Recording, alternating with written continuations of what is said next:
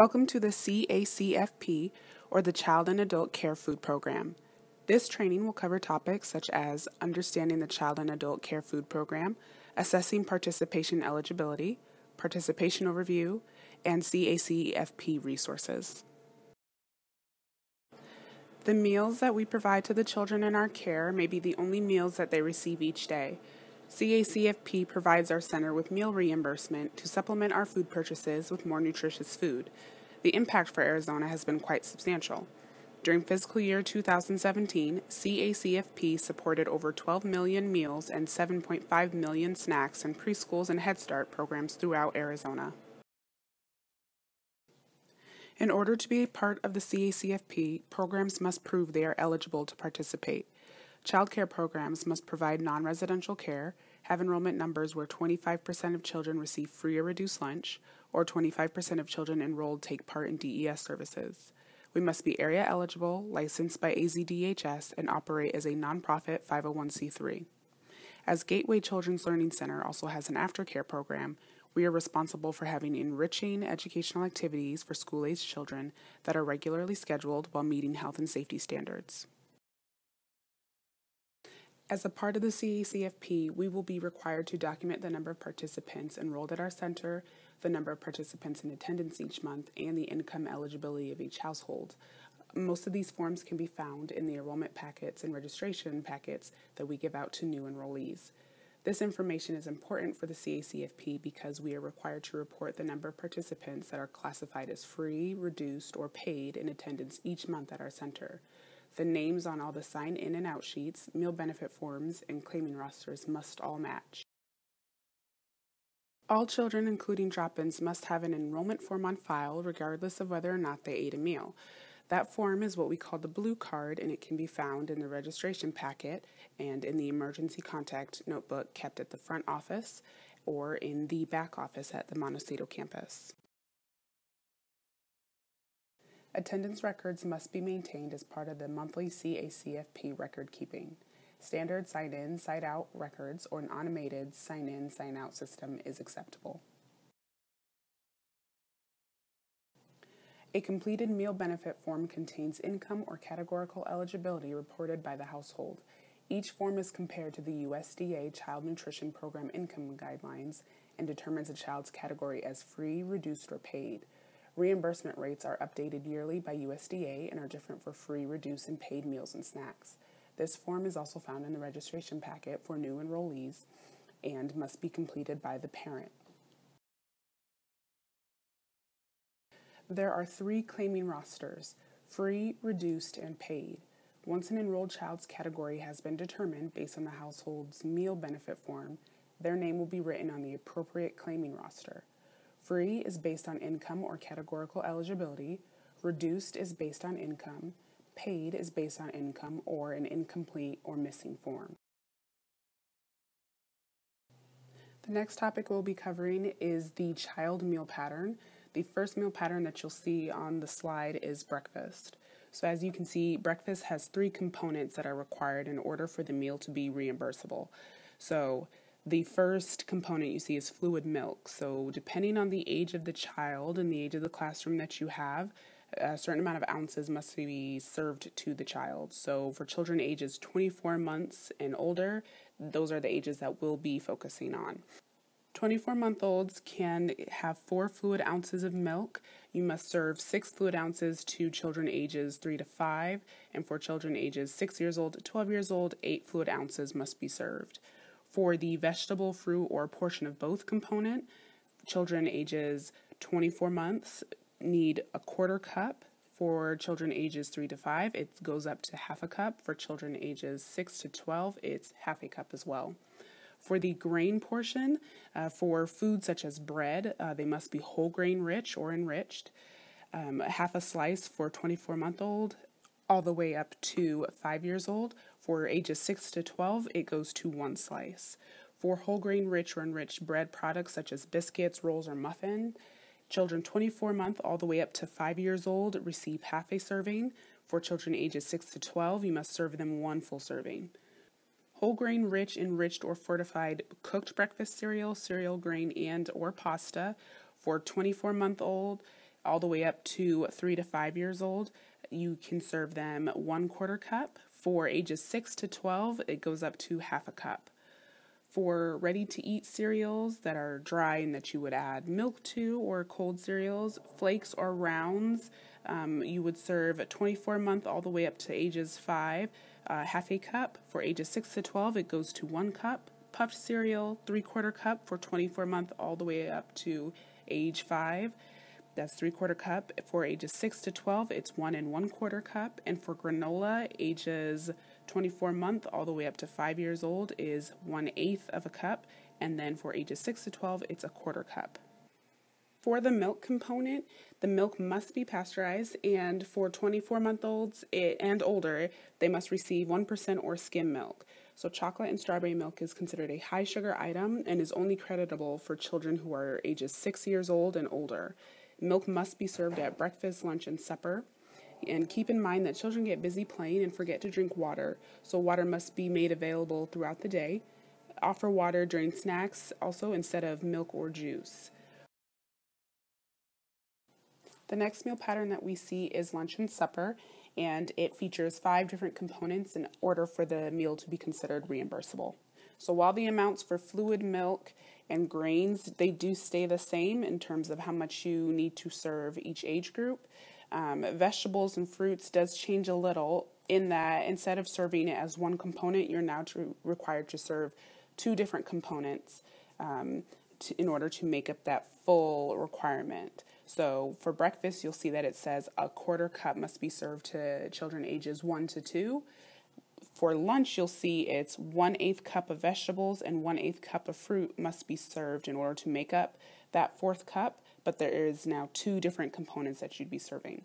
So you can serve 2 vegetables, you can serve a vegetable and a fruit, but you cannot serve 2 fruits in order to keep the children's diet low in sugar. That same idea will follow ages 3 to 5 and ages 6 to 12 in terms of the vegetables and fruit portions.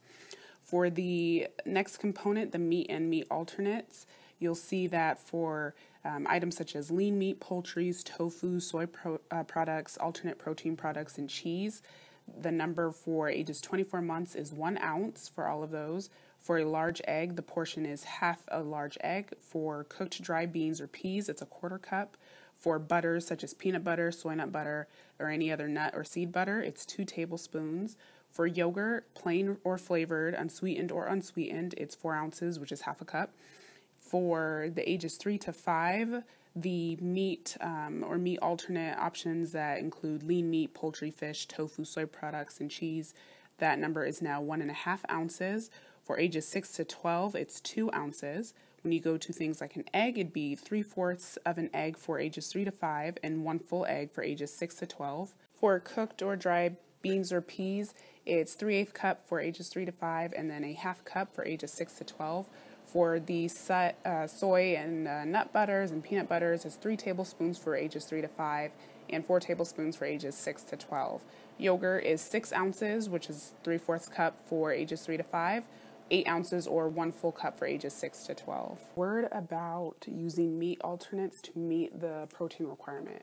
You can only use 50% of certain meat alternates to meet the component, and then you would have to meet the remaining 50% with a different alternate. So those alternates include peanuts, soy nuts, tree nuts, and seeds. So if you wanted to use peanut butter to meet a 2-year-old's meat component, you would have to serve 1/2 ounce of peanut butter and then perhaps 1/2 ounce of cheese with their meal. So together that would make 1 full ounce of meat alternates. Another option could be to serve just 1 full ounce of cheese, 1 ounce of tofu, or 1/2 an egg, in which case you wouldn't have to find another meat alternate. But again, that example is just for the 24-month-olds, but that principle goes for the other age groups as well. For the snack meal pattern, you can see that there are a selection of 2 out of 5 components in order for the meal to be reimbursable.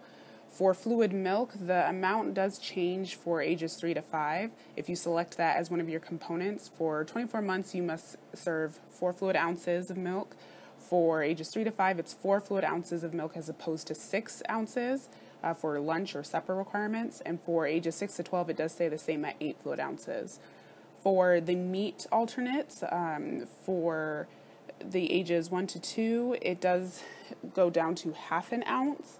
For ages 3 to 5, it's also half an ounce, and for ages 6 to 12, it is 1 ounce. So that does get cut in half from what you would be serving during lunch or supper. For vegetables, you would serve half a cup for 24 months. For ages 3 to 5, it's half a cup, and for ages 6 to 12, it is 3/4 cups. For the fruit portion, those numbers do say the same as well. Half a cup for 24 months, half a cup for ages 3 to 5, and 3/4 cup for ages 6 to 12. For the grain portion, you'll be looking at the same serving size as breakfast. So for a piece of bread, it would be half a slice for 24 months up to age 5, and then 1 full slice for ages 6 to 12. For the whole grain rich items such as biscuits, rolls, or muffins, it's half a serving for ages 24 months up to 5 years old, and for 6 to 12, it is 1 full serving. For whole grain, rich, enriched, or fortified cooked breakfast cereal grains, or pasta, it is a 1/4 cup for 24 months. Also for ages 3 to 5, it's a 1/4 cup, and for 6 to 12, it is half a cup. So for flakes or rounds, you'll go to half a cup. For ages 3 to 5, half a cup, and then for ages 6 to 12, it's 1 full cup. For puffed cereal, it's 3/4 cup up to ages 24 months up to age 5. For ages 6 to 12, it's 1 1/4 cup, and for granola, it's 1/8 cup for 24 months, 1/8 cup for ages 3 to 5, and a 1/4 cup for ages 6 to 12. You will see posted around the center, including in the kitchen, in the office, and also in your classroom cycle menus. So these cycle menus have a 4-week cycle where there will be no repeating entrees. Credible foods will be posted on there, and those foods meet the CACFP requirements and regulations and can be counted toward a reimbursable meal. So some foods aren't creditable, and therefore they can't count toward a reimbursable meal, and those things include like cookies, potato chips, egg substitutes, certain kinds of milks, and are usually high-fat, high-sugar items. There are also some foods that are creditable, but they have to be limited on a CACFP menu. So there are some foods that are high in fat and sugar that can be served once a week, and then there are foods like crackers, which shouldn't repeat on the menu. For record keeping, menus must be maintained for all meals and snacks that will be claimed for reimbursement, so they follow meal patterns and the components must be clearly identified. Creditable foods will be offered instead of high sugar items, high fat items, crackers, and juice. They must be limited. Menus will be posted in public view, and disclaimers on the menus will say things like water, milk, juice, whole grain rich items, and mixed items will be broken down. So all menus will also contain a non-discrimination statement. Foods that are homemade or commercially prepared will also be identified in various ways. For staff members that are required to be a part of the meal pattern compliance and record keeping, when components are combined within an entree or product, recipes or something called a CN label will be identified on the menu so that you can identify the contribution it makes towards the meal pattern requirements. So homemade items are labeled homemade on the menu, usually with an HM, and they must have a recipe on file. Commercial products, processed foods, or convenience foods that are served as multiple components are labeled CN, which stands for child nutrition, and that will be posted on the menu, and the CN label will also be on file. So for the meal service requirements and reimbursement rates, the following meals or snacks can be claimed for reimbursement. So breakfast, AM snack, lunch, PM snack, supper, and night snack. For at-risk or emergency shelters, there are at-risk snacks, but that doesn't really apply to our center here at Gateway. For submitting what snacks we want to be reimbursed for, you can choose 2 meals and 1 snack. You could do 1 meal and 2 snacks, or you could just do 3 snacks. So for us, it would make sense to do 2 meals and 1 snack, as we are spending more money on the 2 meals as opposed to just doing 3 snacks, where the amount of food you're serving is less, so you wouldn't be reimbursed at as high rate as you would 2 meals and a snack. Another one of the requirements is each meal and snack has a customary meal time and a maximum claimable duration of food service. For example, the lunch service has a customary meal time between 11 a.m. and 1 p.m. and cannot be longer than 2 hours in duration. The next thing I'll discuss is managing the meals we serve. A meal service includes purchasing a sufficient quantity of food, serving creditable meal and snacks in compliance with the meal pattern for each age group, and documenting the meals and snacks that are served at point of service. The next few slides will discuss how to complete production records, requirements of meal service, completing point of service meal counts, and documenting the meal count summary. Production worksheets are completed in advance prior to meal preparation. They are used as a tool to purchase and prepare a sufficient amount of food for the number of participants claimed. So production worksheets are mandatory for new sponsoring organizations and are made optional on a site-by-site basis upon compliance during CACFP participation. Meals claimed under CACFP must be consumed on-site in a congregate setting and may be served traditional style or family style. All components of the meal must be served at the same time. Sites must serve meals to all enrolled participants. Traditional style is where meals are portioned or pre-plated to meet the minimum meal pattern requirements for each participant. Family style, which is what Gateway Children's Learning Center participates in, is where sufficient amounts of each food component are placed on the table to provide the required minimum meal pattern requirements for all participants at the table. Supervising staff play an active role in offering each participant the full required minimum portion of each food component. Children serve themselves as developmentally appropriate. The point of service meal count form is used during the meal service to document all meals served to participants.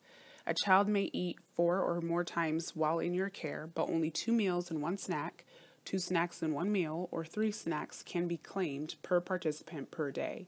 The reason why meal counts are so important is because reimbursement for centers takes into account the actual number of meals and snacks served, that being breakfast, lunch, supper, or snack, and the eligibility category, which are free, reduced, and paid, of all the children served each month. The meal count summary records the total number of meals and snacks claimed for enrolled children throughout a month. The total numbers are kept separate by meal type. The food service cost report is used to record the amount of money spent on CACFP food and supplies each month. Food expenses include food, milk, and other food items used to prepare a creditable meal. Supplies used in the food service may include paper products such as plates, plastic forks, and table napkins. Supporting documentation, including receipts and invoices, must be maintained on file to support all expenses reported on the food service cost report. These records, like all CACFP records, must be kept on file for at least 5 years. As for supporting documentation, expenses reported on the monthly expense worksheet must be supported by bills or invoices. Administrative and operational labor hours reported on the monthly expense worksheet must be supported by time distribution forms.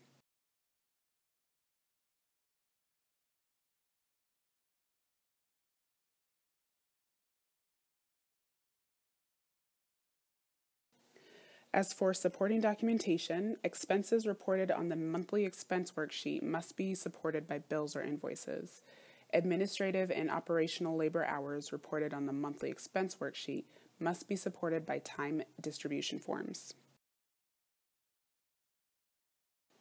All participating organizations and/or sites are responsible for maintaining appropriate record-keeping and staffing levels sufficient for operating the CACFP program. There are also training and monitoring requirements. All CACFP records must be kept on file for at least 5 years and immediately available upon request. A written record-keeping policy is also required and must include where specific records are stored, how long they are stored for, and who has access to them. All sponsors and sites must comply with civil rights requirements. In the operation of the child nutrition programs, no individual in the United States shall solely by reason of his or her race, color, national origin, age, sex, or disability be excluded from the participation in, denied the benefits of, or be subjected to discrimination under any program or activity receiving federal financial assistance. Sponsors are also required to conduct annual training for all staff, which includes this training. The main topics include meal pattern requirements, portion sizes, creditable and non-creditable food, meal counts separate from attendance, point of service, monthly record-keeping forms, menus and food production records, medical statements, non-discrimination statement, etc. Sponsors of multiple centers or sites are required to monitor each center or site 3 times per year. There are requirements for how and when monitoring visits are conducted. CACFP regulations require that all sponsors have standards that are followed when food and supplies are purchased. There are 3 types of purchases, including micro purchase, small purchase, and formal purchase. The USDA and ADE make several resources available to assist sponsors in administering the program. Click on the pink information icons to link to several helpful resources. Thank you for listening to Welcome to the CACFP training. Click on the pink information icon to take the short quiz and receive credit for the training.